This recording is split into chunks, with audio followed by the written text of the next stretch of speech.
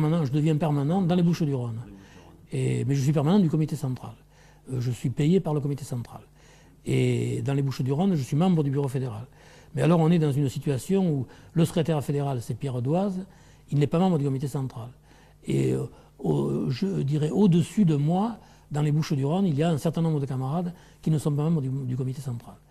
Ça a moins posé de problèmes pour moi que pour Colombini. Parce que Marius Colombini, qui était secrétaire de l'Union départementale des syndicats, avait été élu en même temps que moi au comité central. Et lui, c'était moins bien accepté par les autres camarades que pour moi. Moi, on considérait que j'étais le jeune paysan, qu'on avait besoin de paysans à la direction du parti, et puis que j'étais... Bon, mais pour Colombini, ça a été un peu plus difficile. Alors moi, j'ai bien sûr été aidé, mais c'était pas facile, précisément parce que je me sentais pas enfin à la hauteur. Et j'ai d'ailleurs été désigné à l'époque j'ai fait une école centrale du parti en 1951 et de 4 mois, donc ça m'a. J'avais fait une école de militants de paysans, et puis j'ai fait une école centrale, donc tout ça m'a aidé. Puis j'ai quand même rencontré des camarades qui m'ont aidé, quoi. Et j'ai milité donc mais j'étais responsable du travail du parti à la campagne, dans les Bouches-du-Rhône, et puis je participais à la section agraire du comité central. Alors je venais régulièrement à Paris aux réunions de la section agraire qui était présidée par Waldeck-Rochet. Et je retournais ensuite dans les Bouches-du-Rhône. Et c'est en 1953 que, donc en définitive, assez peu de temps après, mais ça m'avait semblé long, cette période, où Waldeck-Rochet a demandé que je vienne travailler avec lui comme adjoint à la section agraire du comité central. Parce que la section agraire du comité central, il y avait toujours un membre du comité central, comme le responsable, c'était Waldeck-Rochet, membre du bureau politique, et avec lui, il y avait un membre du comité central. Donc je suis venu m'installer dans la région parisienne à ce moment-là. J'y suis venu en pensant que ça ne durerait pas très longtemps, que j'allais pouvoir retourner dans les Bouches-du-Rhône assez vite, mais en définitive, une fois que je me suis trouvé là, bon, j'ai été happé par le travail à la direction du parti, et j'y suis resté, puis j'y suis encore. Et alors avec Waldeck-Rochet, j'ai beaucoup appris. C'était un camarade vraiment extraordinaire. Il avait beaucoup de qualités. Il était connu un peu pour sa distraction, parce qu'on a raconté beaucoup d'anecdotes qui, quelquefois d'ailleurs, le blessaient un peu. Mais c'était, sur le plan politique, c'était quelqu'un qui n'oubliait rien. Moi, je l'ai vu présider des réunions de la section agraire, où on avait des militants qui venaient de tous les départements, et où on était donc 60 ou 80 pendant 2 jours à discuter. Et ensuite, Waldeck tirait les conclusions, et il n'oubliait rien de rien, alors qu'il avait très peu de notes, et sans consulter ses notes, enfin, du point de vue... mais par contre, c'est vrai que sur un plan personnel, enfin, dans sa vie personnelle, il était assez distrait. J'ai beaucoup apprécié qu'il devienne secrétaire général du parti. Je crois qu'il est devenu secrétaire général du parti sans lui-même avoir pensé que ce serait possible un jour. Mais il est devenu, je crois, enfin moi c'est mon analyse, je ne sais pas si c'est... Parce que pendant toute cette période, enfin, qui a tourné autour du 20e congrès, autour de tous ces événements, tout ça, et où il y a eu les problèmes dans le parti, il y avait les affaires Marty, Tillon, avec Casanova, Servin, etc. Enfin, tous ces problèmes-là intérieurs au parti, Waldeck les a vécus avec la direction du parti, aux côtés de la direction du parti, bien sûr, mais en étant en dehors, en définitive, parce que Waldeck, c'était la section agraire, la terre, l'Assemblée nationale, où il était le président du groupe communiste, et tout ça l'occupait beaucoup, Et il s'est moins investi, je dirais, dans les choses un peu qui jouaient un peu sur un plan personnel, en définitive, et qui ont fait qu'un tas de camarades se sont retrouvés. Et au moment où le problème que Maurice Thorez a posé le problème de son remplacement, enfin comme secrétaire général du parti, et pour devenir président, c'est Waldeck qui remplissait les conditions, enfin qui faisait l'unanimité. Et je crois que ça a été une bonne chose pour le parti, parce que je pense que ça a été un bon secrétaire général du parti. Malheureusement, sa maladie a fait qu'il n'a pas pu... mais je crois qu'il aurait conduit des réformes et qu'il aurait fait évoluer le parti. Et que derrière lui, ça n'a pas suivi. Et je pense aussi un peu que pendant une période, que j'ai bien connue, puisque j'étais encore membre du comité central, le marché aussi jouait un rôle aux côtés de Waldeck, en définitive, et avec Waldeck, et avec d'autres comme Canapa ou les autres. Et je pense que lui aussi aurait voulu faire évoluer le parti. Mais en définitive, ensuite, il n'a pas été capable, enfin, de le faire. Et puis, tous ceux qui auraient pu apporter une contribution, en définitive, s'étaient trouvés écartés, s'étaient trouvés en dehors. Et on avait parce que moi, quand je réfléchis un peu à la période là parce qu'en 1956, oui, ça aussi, c'est peut-être, je peux le raconter, c'est un truc qui m'est arrivé aussi sans que je m'y attende du tout. En 1956, donc, c'était le congrès du Havre, et c'était après le 20e congrès, et j'étais venu à Paris depuis 2 ou 3 ans, je travaillais à Waldeck, et puis il y avait eu toutes les discussions sur le 20e congrès, auxquelles j'avais participé d'ailleurs, et j'approuvais, moi, les analyses qui étaient faites. Je pense qu'à l'époque, on considérait qu'il y avait les ombres et les lumières, enfin que le socialisme, malgré le culte de la personnalité de Staline et ses conséquences, le socialisme, on continuait à construire le socialisme. Enfin bon. Et on pensait qu'il fallait s'appuyer sur ce qui était positif, en définitive, à travers cette période pour aller plus loin. Enfin. Et moi, je partageais assez bien cette analyse. Et je pensais qu'il ne fallait pas jeter le parti après tout ça, et qu'il fallait au contraire faire que le parti continue. Et alors j'ai participé à des conférences fédérales, enfin je suis allé dans des fédérations où il y avait des problèmes et où j'ai essayé, comme membre du comité central, de recoudre les morceaux, enfin avec les camarades. J'ai toujours essayé de le faire avec esprit de responsabilité. Quelle fédération ? Je suis allé en particulier dans la Somme, où on avait un camarade Roguet, là, qui était membre du comité central, qui avait été directeur de France Nouvelle, et qui était en désaccord avec le parti, enfin, qui n'a pas été réélu d'ailleurs au comité central après, puis qui a quitté le parti ou qui en a été exclu, je ne me souviens pas. Mais j'étais allé dans la Somme à ce moment-là alors là, c'était Marcel Servin qui était responsable de l'organisation, mais qui continuait de suivre les problèmes de direction fédérale. C'est lui avec lui que je travaillais dans la Somme. J'y étais allé parce que à l'époque, il y avait un militant, enfin, qui faisait l'unanimité et qui est devenu d'ailleurs par la suite secrétaire du fédéral et membre du comité central. Mais il était le beau-frère de Maurice Lams. Et Maurice Lams, qui avait été membre du comité central, et alors on disait, il faut peut-être... on pensait que c'était un peu la famille, etc. Enfin, et puis moi, au bout de quelques mois dans la Somme, je me suis rendu compte que ce n'était pas du tout le cas, et que Michel Couillet, c'était un camarade un excellent militant, enfin un camarade qui avait l'autorité, qui défendait bien les positions du parti, enfin. Et puis le fait qu'il soit le beau-frère de Lams ne changeait rien à l'affaire, et dans les discussions au bureau fédéral ou au comité fédéral, il donnait son point de vue, même si ce point de vue n'était pas partagé par d'autres. Enfin. Donc j'avais à l'époque expliqué ça à Servin. Et d'ailleurs Servin, qu'on a présenté quelquefois comme quelqu'un qui était incapable de revenir sur des décisions qu'il avait prises, enfin comme quelqu'un de dur, eh bien ce n'est pas vrai. Là, par exemple, quand moi, après quelques mois, j'ai dit à Servin, je pense que Michel Couillet, c'est celui qui est le plus apte à devenir le secrétaire fédéral. Eh bien, Servin m'a écouté, il m'a dit, bon, ben, c'est bien, il faut faire comme ça. Et on a fait comme ça, et Michel Couillet a joué un rôle important pour faire avancer le parti dans la Somme et reconquérir le parti. Et j'étais allé aussi dans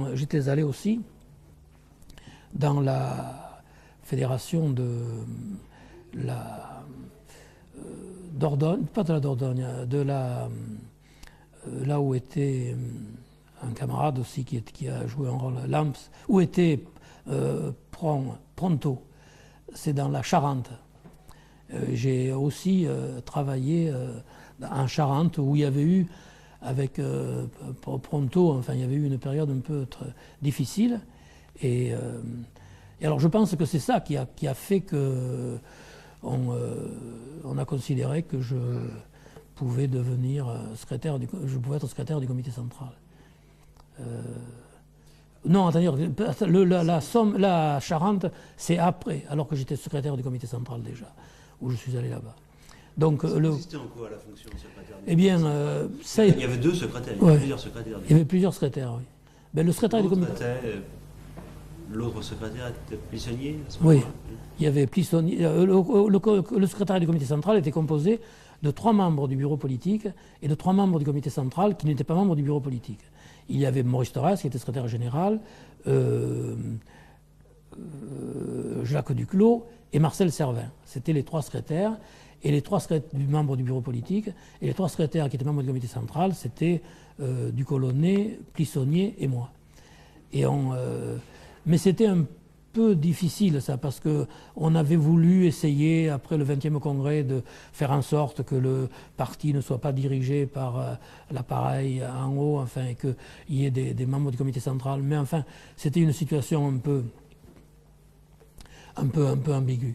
Et dans cette période-là, moi, bon, j'ai fait ce que je devais faire. Enfin, j'ai essayé d'assumer mes responsabilités. Et c'était l'époque aussi où on avait mis en place, avec Waldeck d'ailleurs, la jeunesse agricole, l'union de la jeunesse agricole. Parce que, tout en étant au secrétariat du comité central, on considérait que je devais continuer à militer dans le mouvement paysan. Et c'est ce que je faisais d'ailleurs. Et la jeunesse agricole, je pense que c'était une nécessité, parce qu'en définitive, ça nous a permis de former des cadres, enfin, qu'on n'aurait pas formés sans la jeunesse agricole. Parce que pour accéder à des responsabilités, il faut que les conditions soient réalisées. Et dans un village, enfin, c'est plus l'instituteur, l'ouvrier que le paysan, enfin, qui accède à des responsabilités. Mais dans la mesure où on a une association de paysans, bon, mais c'est les paysans qui doivent la diriger. Donc c'est comme ça, je pense que c'était une bonne chose. Et on avait fait donc un congrès constitutif, et puis on avait essayé, et moi je suis devenu secrétaire général de l'UJAF à l'époque, pour constituer l'UJAF. Et en définitive, ensuite, on m'y a laissé, et je n'ai pas été réélu au congrès qui a suivi à Ivry, enfin du parti. Je suis resté donc 3 ans secrétaire du comité central, et là je suis parti pour être secrétaire général de l'UJAF. D'autre part, il y avait sans doute aussi peut-être, enfin, qu'on considérait que je n'étais pas à la hauteur, enfin, que je n'avais pas sans doute fait tout bien, donc je n'ai pas été réélu. Et j'ai remilité dans le mouvement paysan.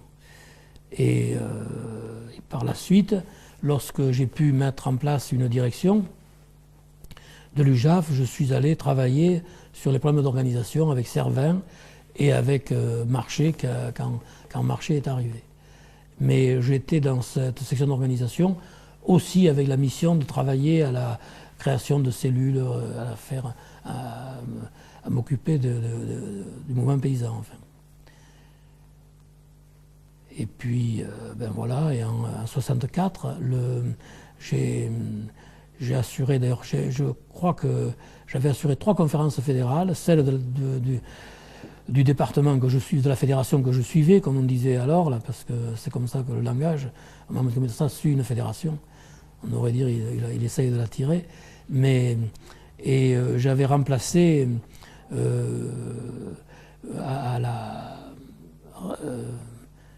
j'avais remplacé Victor Michaud, qui suivait la fédération de Meurthe-et-Moselle et qui était malade, et c'est moi qui avait été chargé de suivre cette fédération, enfin, ce congrès. J'avais essayé de m'en sortir.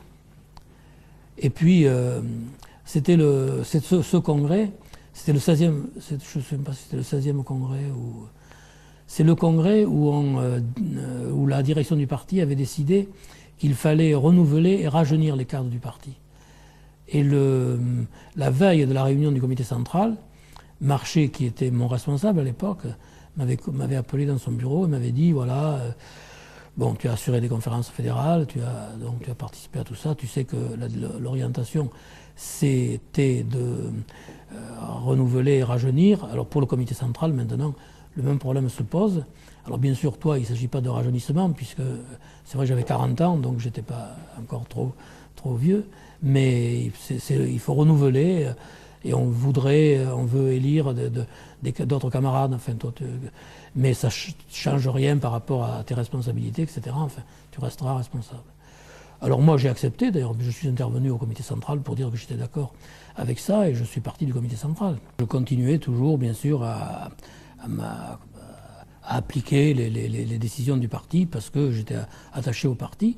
Et puis à la conférence fédérale, sur les problèmes du logement social, là, il y avait une proposition, parce que la résolution disait, en ce qui concerne les loyers, pas d'augmentation des loyers au-dessus de la pression fiscale. Enfin, en définitive, on était d'accord pour que les responsables votent des augmentations qui intègrent l'érosion monétaire. Et c'était ça le grand débat en définitive. Et moi j'étais pour ça, parce que dans un budget d'un office, si on n'intègre pas l'érosion monétaire, on va à la catastrophe. La première année ça va, mais la deuxième année ça s'aggrave. Enfin, et puis ensuite on est en faillite en définitive. Donc il y avait ça. Et puis, ce membre de phrase, un amendement est venu proposant de l'éliminer. Alors, comme cet amendement est venu, y compris du comité fédéral des Bouches du Val-de-Marne, on en a discuté à la conférence de section. Et à la conférence de section, j'ai expliqué, moi j'ai défendu ma position, et elle a triomphé. En définitive, la conférence de section a été d'accord avec moi, la majorité. Même si quelques camarades de la direction fédérale, enfin, étaient là et ont voté contre. La majorité a été pour maintenir ce texte. Et puis il y a eu la conférence fédérale. À la conférence fédérale, tenant compte de ça, je me devais d'intervenir. En plus, j'étais président de l'OPAC, les problèmes du logement social, etc. Donc j'avais préparé une intervention. Et cette intervention, d'ailleurs je l'ai encore, elle était écrite, et c'est une intervention critique, bien sûr, du parti, où je faisais aussi un certain nombre d'autres critiques, mais je pense, enfin, parce qu'avec mon expérience, je ne suis pas venu agresser comme ça, enfin, je ne suis pas venu mettre les pieds dans le plat avec violence contre la direction du parti, et tout ça, je l'ai fait dans des formes qui étaient acceptables, enfin, et qui auraient dû permettre la discussion. Or, au lieu de ça, Marché, qui partait d'ailleurs là, après mon intervention, a dit qu'il allait revenir, il a demandé si je serais là, etc. Enfin bon, j'ai confirmé que je serais là, et il est revenu. Et quand il est revenu, il était allé à des obsèques dans la Somme, là. Quand il est revenu, il a pris la parole, et alors ça a été une volée de bois vert. Enfin, il m'a traité vraiment comme un ennemi du parti. D'ailleurs, j'ai eu par nivet après la réflexion d'un jeune militant qui avait adhéré au parti peu de temps avant, et qui participait pour la première fois à une conférence de section. Et il lui avait dit, c'est Marc qui me l'a raconté, il lui avait dit, il y a un vieux camarade, en parlant de moi, qui est intervenu, et après, je n'ai pas compris pourquoi, il avait été intéressé par mon intervention. Et il dit, je n'ai pas compris pourquoi, mais Marché l'a engueulé, mon ami. Et alors c'est vrai que Marché m'avait passé une volée de bois vert, et avec la méthode qu'il avait, enfin, et qu'avaient aussi d'autres dirigeants du parti, malheureusement, de me faire dire ce que je n'avais pas dit, et pour pouvoir mieux me battre. Et il avait terminé son intervention en disant il y a un argument que je n'aime pas utiliser, mais là je vais l'utiliser, c'est que les maires doivent tenir compte qu'ils tiennent leur mandat du parti. Et alors, dans cette conférence fédérale, dans les minutes qui ont suivi, ça a été j'ai reçu ça comme une douche froide. Et je me suis retrouvé dans la même situation que s'étaient trouvés les Garaudy ou les Servin ou les les camarades comme ça qui dans les congrès du parti, Damet, etc. Enfin, les camarades ne me parlant plus, ne m'abordant plus. Le lendemain, le service d'ordre a même empêché que je gare ma voiture, où je l'avais garée pendant les 2 jours précédents, que je gare ma voiture dans le parking du gymnase. Et puis en plus, alors moi, à Villejuif, comme j'y ai milité, tout ça, enfin bon, quand j'arrivais, il y avait une ambiance très cordiale avec moi, Sourier, Gaston, etc. Et là, d'un seul coup, les types, mon ami, et j'ai senti vraiment que c'était très grave pour moi. Et alors, bon, je suis rentré et j'ai écrit une lettre à Marchais en lui disant que j'avais relu mon intervention et que je ne voyais pas où, en quoi j'avais attaqué le parti. Et en lui disant que je pensais qu'il aurait dû, lui, comme secrétaire général du parti, permettre qu'il y ait un débat, permettre qu'il y ait la discussion. Et je ne comprenais pas pourquoi il ne l'avait pas fait. Et je lui demandais un entretien. Enfin, je lui demandais de le rencontrer. Et alors, il ne m'a jamais rencontré, d'ailleurs, il n'a jamais accepté de me rencontrer. Un jour, je l'ai revu quand il est venu à Orly pour l'élection de la Joigny, là, pour les présidentielles. Et là, il m'a dit, à un moment donné, après la réunion, là, il m'a dit « J'ai reçu ta lettre, tu n'attendais pas une réponse, ça ne nécessitait pas une réponse. » Alors je lui ai dit « Si tu as décidé comme ça, bien sûr, mais moi, si, j'attendais une réponse, j'étais prêt à discuter avec toi. » Et alors, il m'a dit, bon, mais on verra, si tu m'invites à dîner ou à déjeuner, on en parlera, etc. Enfin, alors je dis, je ne sais pas si je t'inviterai à dîner, mais j'étais prêt à en parler. Donc, on n'a jamais eu d'explication à ce sujet. Mais les municipales sont arrivées donc sur ce terrain-là. En plus, avec des choses comme là, il y avait eu la campagne des présidentielles. Et la Joigny est venue à Orly. Il a parlé sous un chapiteau. Eh bien, on ne m'a pas du tout associé à la préparation de ce meeting, ni rien. Enfin. Et le jour même du meeting, une secrétaire de la fédération a téléphoné à ma secrétaire pour lui dire il faut demander à Gaston d'être un quart d'heure avant devant la tribune. Un quart d'heure avant, j'étais devant la tribune et la camarade m'a dit tu t'assoiras à cette place là-bas, la 5e après la première, etc. Enfin, je savais où je devais m'asseoir. Je suis monté sur la tribune. C'est Hélène Luc qui a présidé et on n'en avait jamais parlé, c'est elle qui a présidé.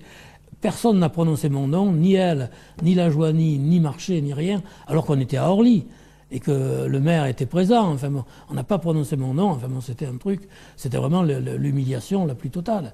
Et puis, il y avait des camarades d'ailleurs qui me venaient au meeting et qui croyaient que j'allais le présider et qui me l'ont dit, comment ça se fait que... Moi je pensais que c'était toi qui présidais, même des camarades qui étaient bons. Et donc je me rendais compte de tout ça. Alors en plus, les élections présidentielles ont lieu et le président avait dit qu'il ne dissoudrait pas l'Assemblée nationale. Or, il dissout l'Assemblée nationale et on a des élections législatives. Et à ce moment-là, peut-être que ça c'est intéressant aussi que je le raconte parce que les élections donc avancé. Alors le lundi, j'étais à mon bureau à 11h30, midi, et le Girard me téléphone de la fédération en me disant qu'il voulait me voir avec le secrétaire fédéral. Donc je leur dis, mais rapidement. Alors j'ai dit, il est midi, au lieu d'aller manger, je vous attends, hein, on va discuter. Donc ils sont venus.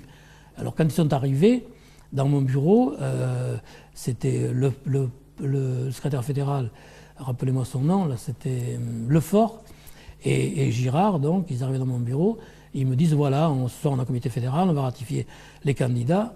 Ce que le bureau fédéral propose, c'est que pour la circonscription, c'est que ce soit Hélène Luc qui soit candidate et que tu sois son suppléant. Alors, moi j'ai dit, mais je ne suis pas surpris que vous me proposiez la candidature d'Hélène Luc, parce que depuis que la nouvelle circonscription a été faite, depuis la réforme, je me suis rendu compte que Hélène Luc était partout, était toujours présente, même là où on ne l'invitait pas. Donc je me suis rendu compte que c'était elle, sans doute, qui serait candidate, d'autant plus qu'avec le changement de circonscription, on n'a jamais eu de discussion sur les forces politiques en présence, sur les candidats possibles, etc. Donc moi j'avais conclu que c'était Hélène Luc. Et je suis d'accord avec la candidature d'Hélène Luc. En ce qui me concerne, moi, comme suppléant, je réfléchis parce que j'étais le suppléant de Fernand Dupuis et j'ai fait mon travail, enfin, en définitive, pendant des années. Quand Fernand Dupuis a demandé à ne pas être renouvelé, la direction du parti a proposé Fitterman. J'ai compris la décision parce que on voulait en faire un député, il était secrétaire du parti, c'était le bon et c'était bien. J'ai accepté, je suis devenu le suppléant de Fitterman. Aujourd'hui, Fitterman n'est plus là. Vous voulez présenter Hélène Luc et que je sois son suppléant.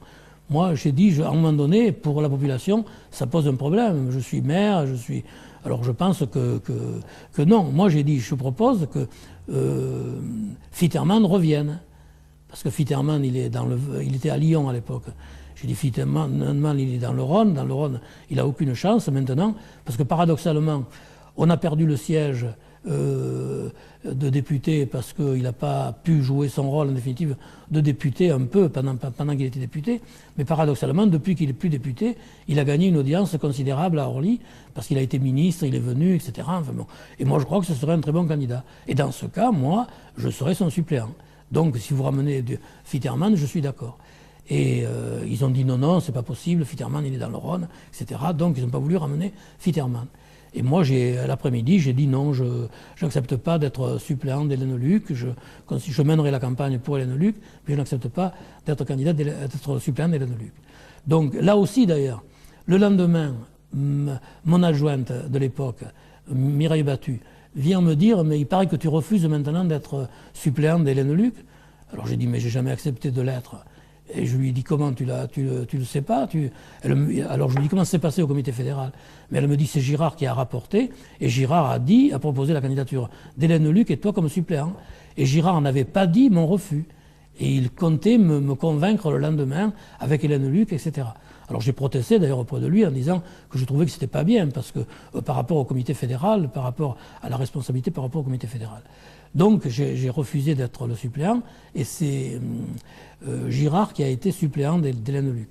Et le résultat, on le connaît, le parti est tombé à 30%, 33% je crois, et le Parti socialiste à l'époque a fait environ 30%, c'est-à-dire qu'il a presque rattrapé le parti à Orly et ça a été un truc qui a été mal digéré.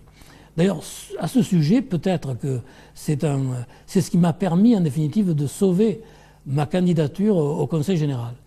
Parce que je n'en avais pas parlé, mais quelque temps avant, les élections au Conseil général approchaient. Et je me rendais compte qu'il se passait quelque chose. Parce que j'ai une vieille expérience du parti et je sentais qu'on était en train de préparer les camarades à une autre candidature sans m'en parler. Et moi, si on m'en avait parlé, j'aurais dit les élections cantonales, c'est 1 an avant les municipales, c'est le premier tour des municipales, il faut que je sois candidat parce que si je ne suis pas candidat, ça risque de permettre à la droite et à nos adversaires de manœuvrer et par conséquent, ensuite on verra. Mais donc il y avait ça, puisque j'ai même appris que Girard était allé voir un sympathisant du parti, enfin qui était conseiller municipal, et qui lui avait parlé des présidentielles, puis des cantonales, et le gars lui avait dit, mais avec Viens au cantonal, il n'y a pas de problème. Et lui, il avait dit, mais non, parce que pour les cantonales, on envisage une autre candidature, on veut préparer l'avenir, enfin pour les municipales, bien, mais... Donc le parti était en train de se préparer à ne pas me proposer comme candidat. Et à partir du moment où il y a eu ces résultats des législatives, eh bien, la question ne s'est plus posée. Je ne sais même pas si on a ratifié ma candidature. J'ai été candidat au cantonal et on a retrouvé les 53% de voix au premier tour. J'ai été élu donc au premier tour et le Parti socialiste est tombé à 20% avec mon adjoint comme candidat et je suis devenu donc, je suis resté au Conseil général. Et c'est là d'ailleurs que j'ai été éliminé du conseil d'administration de l'OPAC, pas seulement de la présidence. Là que Bayert m'a convoqué pour me dire que je ne serais plus président de l'OPAC. Alors j'avais protesté bien sûr en disant mais je viens d'être réélu à Orly avec 53% des voix dans l'ensemble du canton. J'ai regardé que dans les bureaux de vote où ne votent que les locataires de l'OPAC, j'ai fait 68% des voix, alors que ma campagne était une campagne plus de président du conseil général sortant que de conseiller général sortant. Et je pense que les gens d'Orly ne comprendraient pas, enfin ne comprendront pas, les locataires d'Orly, que je ne sois pas au conseil d'administration. Et je demandais si je serais au conseil d'administration. Et là, Bayert m'avait dit, c'est le groupe communiste qui décidera. Et je lui ai dit, je lui disais, mais est-ce que toi tu proposeras comme président que je sois au conseil d'administration? Et il m'avait dit non, je ne réponds pas à cette question, c'est le groupe qui décidera. Et j'ai appris que je ne serais pas proposé au conseil d'administration, que je n'étais pas proposé au conseil d'administration quelques minutes avant la séance, puisque le groupe se réunissait de 13h à 15h et que la séance avait lieu à 15h, et je n'étais pas candidat. Et c'est là, au cours de cette séance, que j'ai été amené à protester publiquement, parce que c'est la première fois, je crois, que j'ai pris une position publique contre le parti, en définitive, parce que je ne pouvais pas laisser passer ça. Et donc, après, j'ai fait un journal, etc. Enfin, on a mené tout ça. Et alors, les élections municipales sont arrivées dans le prolongement de ça. En plus, j'avais signé l'appel pour la reconstruction du parti, avec Damet, avec Rigou, etc. Donc j'étais encore plus dans le collimateur. Malgré ça, la direction du parti a proposé à l'époque de reconduire tous les maires sortants. Et donc j'étais dans le lot. Et à ce moment-là, moi j'avais appelé Girard, qui m'avait convoqué à une réunion du bureau de section, en lui disant « je veux te voir avant cette réunion parce que je veux avoir une conversation avec toi ». Donc Girard était venu et je lui avais dit « moi j'accepte de conduire la liste à condition d'être associé à tout ce qui sera préparé, à tout ce qui sera décidé concernant l'orientation de la campagne, concernant les discussions avec les socialistes, concernant également les candidatures, enfin de... ». Et Girard m'avait écouté et n'avait pas répondu. Il était parti comme ça.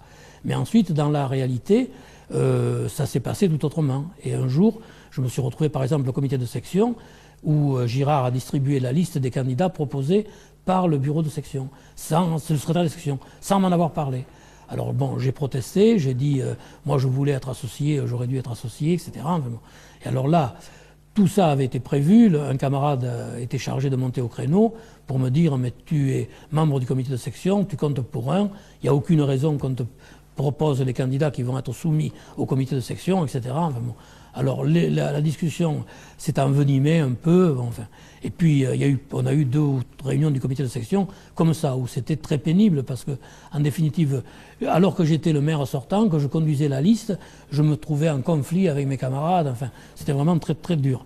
Et le dernier comité de section auquel j'ai participé, je me suis levé à un moment donné, j'ai dit maintenant j'en ai marre, je ne peux pas continuer à travailler comme ça, je m'en vais et je vous dirai ce que je ferai, je vous écrirai pour vous dire ce que je ferai. Et à ce moment-là, je crois que j'avais l'intention de faire une déclaration en disant je n'ai plus la confiance de mes camarades, donc je vais régler les affaires courantes jusqu'aux élections et ensuite je mettrai en place le nouveau maire et je prendrai ma retraite. Mais je me suis rendu compte que si je faisais ça, les socialistes, eux, ils avaient déjà leur liste qui était prête, parce qu'ils n'étaient pas d'accord d'aller avec les communistes dans ce cas-là, et puis que ce serait mal vécu par la population, etc., et qu'on pouvait très bien perdre la ville, et que dans ce cas, on me ferait supporter la responsabilité.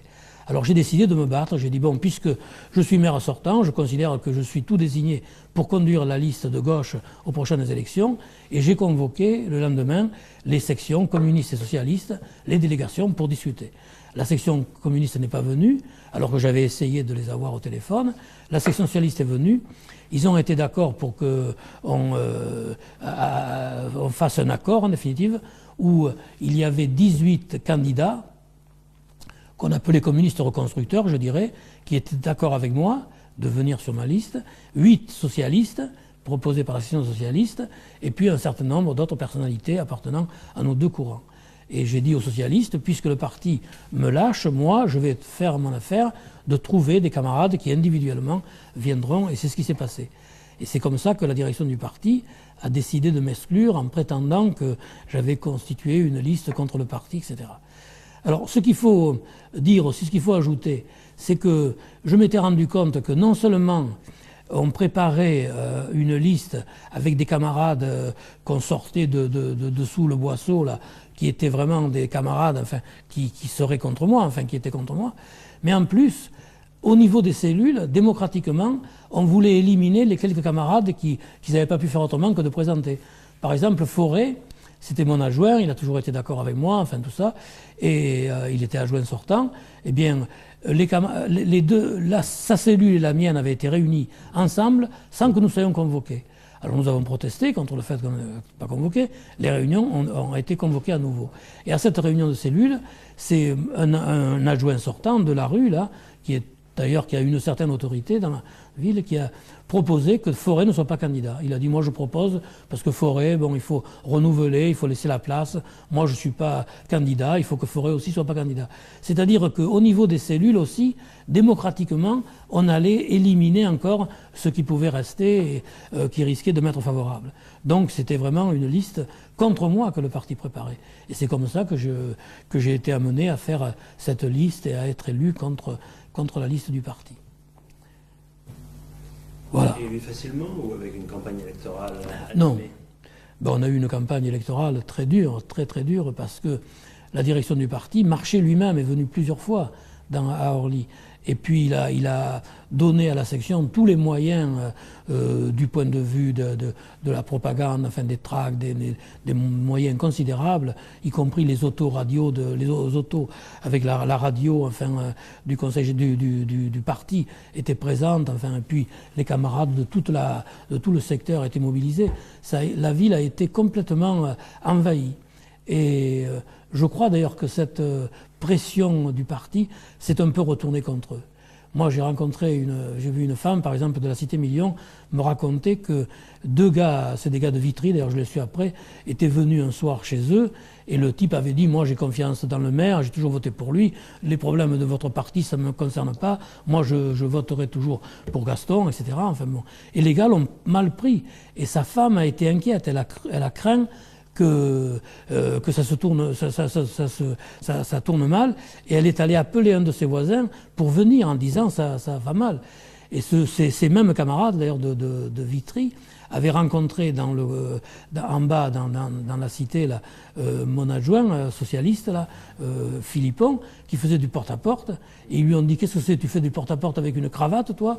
Et alors lui il a dit, mais enfin de quoi vous vous mêlez, d'abord vous n'êtes pas de la commune, etc. Et à ce moment-là le type lui a foutu un coup de tête dans le nez, et il a eu le nez écrasé, il se retrouvait par terre, etc. Enfin c'était vraiment une ambiance épouvantable. Il y a des gens qui ont reçu 11 personnes, 11 fois, on a sonné à leur porte pour faire pression sur eux. Et je crois qu'à un moment donné, les gens en avaient marre et finissaient par dire, bon, on votera pour vous, ça va, etc., pour se débarrasser. Mais ensuite, ben, ils ont voté pour nous. Alors on n'a pas été élus au premier tour, on a obtenu 48 et quelques pourcents, enfin il nous manquait 150 voix pour être élus au premier tour, et on a été élus facilement au second. Mais ça a été une bataille très dure, et en particulier la bataille du second tour, parce que là, plusieurs villes avaient réglé leurs problèmes dès le premier tour, et par conséquent, tout le monde s'est retrouvé sur le pont à Orly avec des moyens considérables.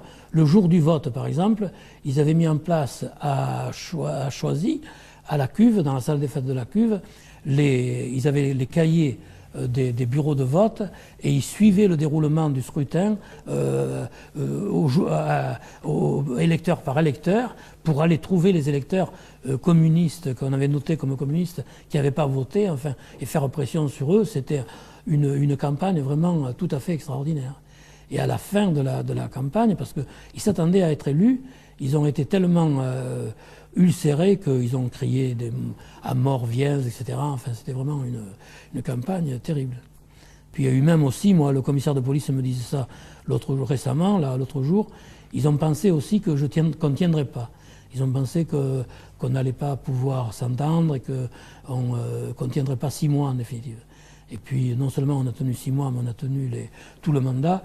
Et aujourd'hui, ben, on en est au point où le parti se trouve dans une impasse. Parce que le parti a mené campagne, a continué sur la lancée de Marché, sur la lancée de la direction du parti, à me considérer comme un traître, à voter contre tout au conseil municipal, à voter contre tout ce qui a été fait, en définitive, tous les budgets, etc., jusqu'au dernier budget. Et alors ce qui est vraiment navrant, c'est que le secrétaire fédéral a fait une conférence de presse au moment des élections présidentielles, là, et il a parlé des cantonales, des municipales. Et dans son passage sur les municipales, il a dit que le Parti communiste était pour l'union de la gauche dès le premier tour dans les municipalités de gauche. Le journaliste du Monde lui a posé la question d'Orly, et à Orly avec Gaston Viens, il a dit oui à Orly avec Gaston Viens, alors que visiblement les camarades de la section d'Orly n'étaient pas préparés, puisqu'ils venaient de voter quelques jours avant contre les orientations budgétaires, et ils ont voté sur cette lancée quelques jours après contre le budget. Et ensuite, ils veulent faire l'union contre la droite, alors qu'ils ont voté avec la droite contre les orientations budgétaires et contre tous les budgets qui se sont présentés. C'est-à-dire que le parti est vraiment dans une impasse. Ceci étant dit, on verra ce qu'ils vont maintenant proposer. Je crois que ça ne se passe pas très bien chez eux. Mais nous, pour nous, ça devrait bien se passer. Et est-ce que ça se vit difficilement, l'exclusion d'un parti comme le Parti communiste, qui est une famille? Est-ce que ça se vit difficilement sur le plan individuel? Ben bien sûr, parce que c'est une famille, le parti. Même les camarades avec lesquels on ne s'entend pas, même les camarades avec lesquels on a des désaccords, on ne les déteste pas en définitive, parce que moi je leur en veux pas. Mais c'est eux qui m'en veulent. Et puis moi, au moment où j'ai été exclu, il ne faut pas oublier que c'était une période, d'ailleurs le témoignage que j'ai filmé là le confirme, où je me battais pour le parti, où je pensais que le parti pouvait encore se changer, enfin, puisque la perestroïka était en route en Union soviétique, etc. Moi, j'avais confiance. Donc j'étais exclu de ce parti auquel j'avais encore confiance. Alors c'est vrai que c'est très douloureux, surtout que moi j'ai été membre du Parti communiste pendant 47 ans. Et puis là, je me retrouve comme ça, puis insulté, enfin, et puis par des gars, il y a des camarades là qui m'ont détesté, et peut-être qui continuent encore à me détester, alors que moi personnellement je leur en veux pas. Par contre, j'en veux à ceux qui les ont entraînés là et qui les ont trompés en définitive, parce que les choses auraient dû se passer tout autrement. Mais ce que je constate quand même aujourd'hui, c'est que au moins cette affaire d'Orly et du Mans aussi, dans une certaine mesure, parce que a été bénéfique pour le parti, parce qu'aujourd'hui, en définitive, les choses ne se posent plus de la même façon pour les communistes qui ont des désaccords et qui les disent, y compris les élus, enfin, qui continuent à les garder. Je trouve même que le parti, maintenant, est peut-être un peu même trop indulgent, parce qu'il y a des camarades maires communistes qui ont tenu des propos qui auraient mérité enfin, une sanction, parce qu'un maire, par exemple, qui présente le député comme quelqu'un qu'on ne voit jamais, comme quelqu'un ben, peut-être que c'est pas très bien, ça. Enfin. Alors que moi, c'était pas sur des problèmes comme ça, c'était sur des problèmes politiques que je me battais. Est-ce que vous pensez que l'exclusion vient plus d'un homme, le secrétaire général, ou bien de l'organisation du parti lui-même, qui fait qu'à un moment donné, il faut exclure des personnes? Moi, mon exclusion, je pense que Marché, personnellement, il tenait beaucoup, parce que c'était une période où ça commençait à bouger dans le parti. Il y avait le Mans, bon, il y avait Orly, il y avait des élus qui commençaient à poser des questions. Dans le groupe communiste, à l'Assemblée nationale, où il était, je sais qu'il y avait aussi des camarades qui posaient des questions. Et je crois que Marché voulait faire un exemple. Il voulait pouvoir dire, voilà, dans le Val-de-Marne, ben, on a un maire communiste qui a commencé à nous poser des problèmes. Eh bien, on a réglé la question. Hein. Le maire, il est plus maire maintenant. On a élu un maire qui est d'accord avec le parti. Et voilà ce qu'il faut faire là où on a des élus qui commencent à ruer dans les brancards. Et je crois que c'est ça qu'il voulait faire. C'était un exemple, parce que Marché supportait mal que dans son département du Val-de-Marne, qu'il est présenté comme le département pilote, enfin c'était le fief du parti, parce que c'était la ville là où il y avait le secrétaire général qui habitait, qui était élu, etc. Enfin bon, eh bien c'est ça en définitive. Parce que moi je considère que mon intervention à la conférence fédérale, mes désaccords avec le parti sur les problèmes du logement social, enfin tout ça, ne justifiait pas une exclusion. Surtout une exclusion faite aussi violemment en me présentant comme un ennemi du parti. Et en essayant aussi, parce que ça c'est une chose qui m'a fait beaucoup souffrir, c'est que, c'est peut-être d'ailleurs la seule fois, je ne sais pas s'il y a un autre exemple dans l'histoire, on a fait un comité d'honneur qui, sous prétexte de s'adresser à moi et de me demander de réintégrer les camarades, etc., a été présidé par Marie-Claude Vaillant-Couturier et par des camarades comme Louis Ferrand, qui a été déporté avec moi à Buchenwald, etc., enfin, et puis d'autres camarades. Et ces camarades, moi je l'ai su par la suite, ont été recrutés directement par la direction du parti. C'est Plisonnier lui-même qui a téléphoné, par exemple, au camarade Roucotte, Roger Roucotte, parce que Roger Roucotte un jour a dit « Mais qu'est-ce qui est arrivé à Gaston ?» Et alors on lui a expliqué. Ah, il a dit « Mais moi, j'ai signé ce truc-là, mais c'est parce que Pissonnier m'a dit qu'il fallait signer, mais moi je ne savais pas ça. » Donc c'était... Alors il y a eu ce comité d'honneur, en définitive, qui était un comité pour mon exclusion. Nous, on a répondu avec un communiqué sur l'honneur des communistes, et ça aussi, je l'ai pas bien digéré, parce qu'on a trompé les camarades en réalité sur les problèmes qui se posaient à Orly. Et on leur a caché la vérité, on a présenté les choses comme si du jour au lendemain je m'étais réveillé et j'avais voulu faire ma liste contre la liste du parti, alors que ce n'était pas du tout comme ça, c'était le contraire, c'était le parti, c'était Marché qui voulait faire une liste contre moi en définitive. Et ça je ne l'ai pas accepté, pas seulement pour des raisons personnelles, il y a aussi ma dignité bien sûr qui a joué, mais aussi pour ce que je l'ai dit tout à l'heure, mon attachement à la ville. Je considère que maintenant, bon, même si c'est pas moi qui l'ai faite, cette ville, mais je l'ai faite avec d'autres, mais je considère que j'avais la responsabilité de continuer. Et je ne suis pas sûr que si je n'avais pas fait ce que j'ai fait, les choses en seraient où elles sont aujourd'hui.